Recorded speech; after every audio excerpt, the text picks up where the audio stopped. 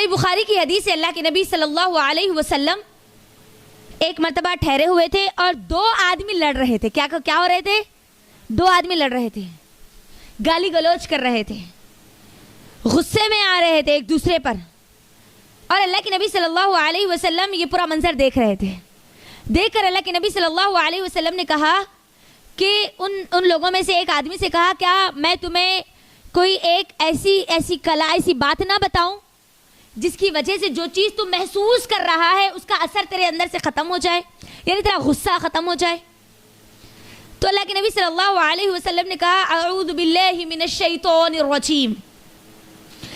یعنی جو غصہ ہے، غصہ ایک تو حدیث کے مطابق پاگل پن ہے اور دوسرا یہ شیطان کی طرف سے. اسی لیے اللہ کے نبی نے کیا کہا؟ لا تغضب، غصہ نہ کرو. غصہ ہے تو کرنا کیا ہے وہ بولو.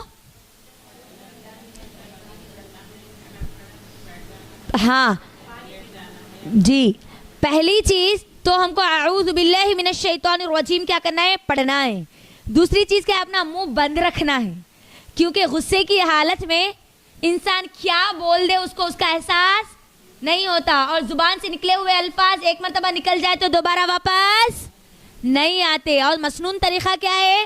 اگر آپ ٹھہرے ہوئے ہیں تو بیٹھ جائے، بیٹھے ہوئے تو لیٹ جائے، ٹھیک ہے، پانی پی لے تاکہ. اور اعوذ باللہ من الشیطان الرجیم کیوں پڑھنے کے لیے بولا گیا ہوگا؟ شیطان ورغلاتا ہے بندے کو، اس کی جو دماغ، اس کی جو عقل ہے، اس کی عقل سے اس کو دور کر دیتا ہے غصے کی حالت میں. تو اس کی بہت بڑی فضیلت ہے یہ کہ جب بھی ہم کو ایسا لگے کہ ہمارے اندر تھوڑا سا بھی غصہ آئے، یعنی شیطان میرے اور آپ کے پاس ہونے کا احساس ہو، تو ہم فوری کیا پڑھ لیں؟ اعوذ باللہ من الشیطان الرجیم. کیوں پڑھنا ہے؟ سوال یہ ہے کیوں پڑھنا ہے؟ اللہ تعالیٰ کیوں پڑھنے کے لیے بولے؟ میں اور آپ جب قرآن شروع کریں گے تو اللہ نے کیوں کہا مجھ کو اور آپ کو قرآن پڑھنے سے پہلے فاستعذ باللہ من الشیطان الرجیم؟ اوکے. اور ایک تو دشمن ہے، وسوسے ڈالتا، بھٹکاتا، اور بہت بڑی وجوہات ہے اس کی. اللہ نے یوں ہی نہیں کہہ دیا. اچھا ماشاءاللہ. اور چلے میں بتاتی ہوں. علماء اکرام کہتے ہیں کہ اس کی بہت ساری وجوہات ہو سکتی ہے، لیکن دو وجوہات سب سے اہم ہیں. دو وجوہات سب سے اہم ہے.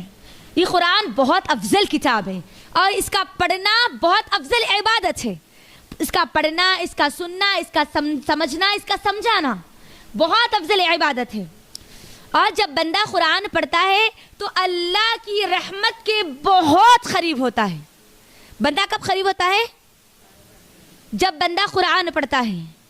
اور شیطان ہرگز نہیں چاہتا کہ بندہ اللہ کی رحمت کے قریب ہو. اسی لیے اللہ رب العالمین نے مجھ کو اور آپ کو سکھایا ہے کہ شیطان کا وار مجھ پر اور آپ پر نہ چلے.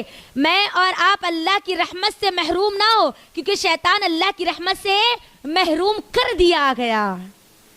اس کو پڑھنے والا اللہ کی رحمت سے بہت قریب ہوتا ہے، اور شیطان کیا چاہتا ہے کہ ہم اس کے دور ہو جائے، اللہ کی رحمت سے ہم دور ہو جائے. تو اللہ رب العالمین نے اعوذ باللہ من الشیطان الرجیم پڑھنا اسی لیے حکم دیا تاکہ بندہ اللہ کی رحمت سے محروم نہ ہو. یہ شیطان جو اس کو محروم کرنا چاہتا ہے نا، بندہ محروم نہ ہو سکے.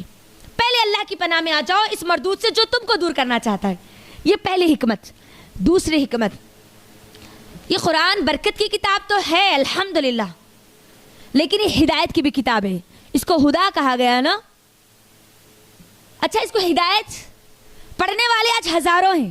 اس پر کتنا بڑا ظلم ہے. دیکھو قرآن پر جو ہم ظلم کرتے ہیں وہ کیا ہے؟ پڑھا تو جاتا ہے لیکن سمجھا. کوئی ایسی کتاب نہیں ہے جس کے ساتھ یہ ظلم ہوتا ہے.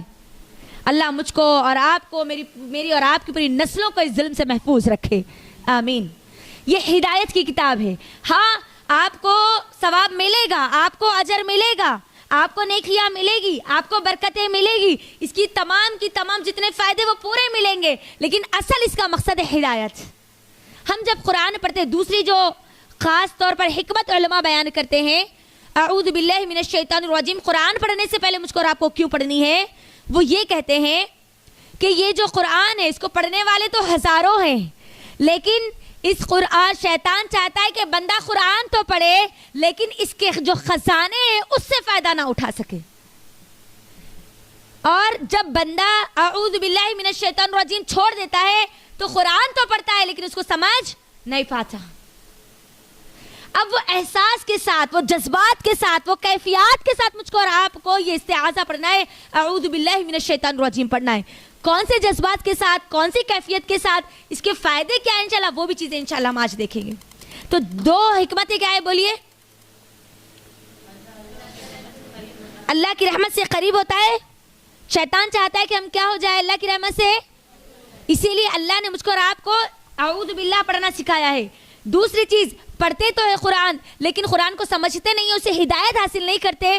اور جب بندہ اعوذ باللہ من الشیطان الرجیم پڑھتا ہے تو اصل جو قرآن کی جو ہدایت ہے، اللہ نے ایک ایک آیت میں میرے اور آپ کے لیے ہزاروں نصیحتیں رکھی ہے. یہ قرآن ایک ایسا معجزہ ہے، قیامت تک جب تک جتنا زیادہ اس پر تدبر کیا جائے گا اتنی ہی زیادہ باتیں مجھ کو اور آپ کو ملے گی، اتنے خزانے میرے اور آپ کے ہاتھ لگیں گے.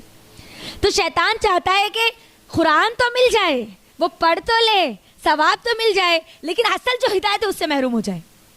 اللہ چاہتا ہے کہ نہیں، بندہ ہدایت حاصل کرے.